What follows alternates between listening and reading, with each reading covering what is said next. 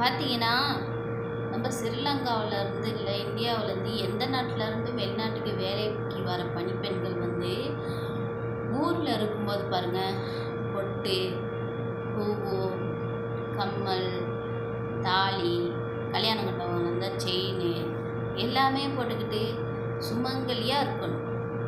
உண்மை தானே? அதே வெளிநாட்டுக்கு வந்துட்டோம்னா எல்லாம் கழட்டி வச்சுக்கிட்டு எப்படி இருக்கோன்னு சொல்லி பாருங்கள்.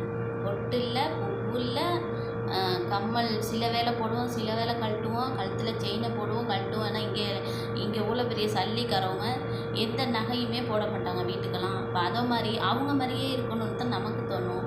அதனால தான் நம்ம இப்படி இருக்கிறோம். யாரெல்லாம் என்ன சொல்கிறது, இங்கே வந்த பிறகு எல்லாமே கழட்டி வச்சுட்டு இவங்க மாதிரி இருக்கீங்கன்னு சொல்லி மறக்காமல் கமெண்ட் பாக்ஸில் கமெண்டில் சொல்லுங்கள். பாய்.